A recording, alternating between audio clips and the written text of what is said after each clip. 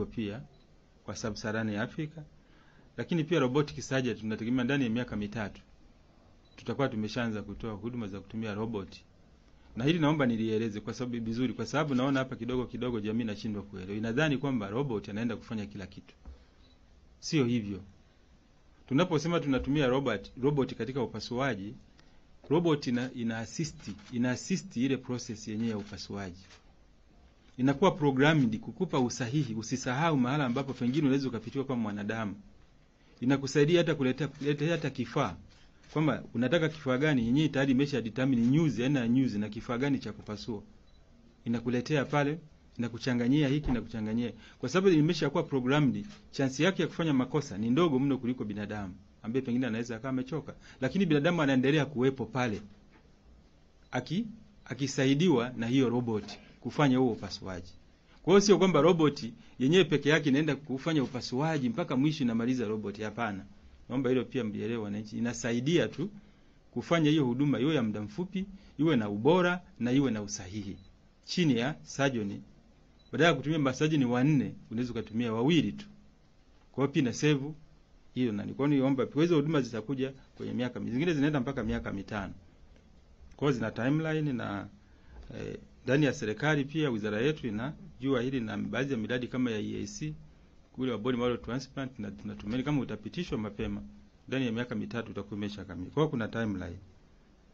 Ufahamu wa hizi kliniki zetu tunazofanya hizi kwenye hizi huduma zetu, wananchi wanajua huko. Huwa tunatoa matangazo ya hizi huduma. Na mara nyingi huwa ni wiki 1 hadi 2 kabla hatujaenda, na wananchi wanafahamu. Ingawa kuna wakati mwitikio unaweza usiwe kwa kiasi hicho, kwa sababu wananchi wengi pia wanakuta wana majukumu mengine, lakini tumekuwa tukijitahidi kuhakikisha kwamba wananchi wengi wanatana hapo.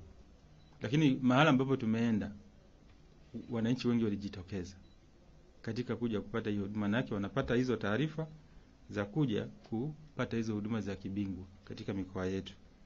Na tutaendelea pia kuelimisha zaidi ili wananchi wao wanapata mwitikio mkubwa wa kuja kupata hizo huduma tunapoenda huko nje. Gharama bima ya afya. Bima ya afya ni kweli tunahudumia wananchi ambao wanahitaji kupata hizo huduma katika gharama kubwa. Wengi hawana bima ya afya. Takwimu za Wizara ya Afya zinaonyesha ni asilimia kama 15 tu ya Watanzania ndio wana bima za afya, ikiwemo ya NHIF na zingine. Kwa hiyo asilimia 85 ya wananchi hawana bima ya afya. Lakini mnajua serikali imepitisha mswada kwamba tunaenda sasa mobilize wananchi wengi wajiunge na bima ya afya. Lakini kwa sasa hivi wagonjwa wetu wengi ambao kuja Benye Mkapa, kwa kweli tunawasaidia, wengi wana bima ya afya, lakini ambao hawana bima ya afya wengine wanachangia, na ambao hawana uwezo kabisa. Kama umeona hapa, Mheshimiwa Samia Suluhu Hassan, rais wetu wa Jamhuri ya Muungano wa Tanzania, amekuwa hata yeye mwenyewe mfuko wake akisaidia wananchi ambao hawana uwezo. Wananchi ambao hawana uwezo wapo kila nchi, hawezi kukosekana.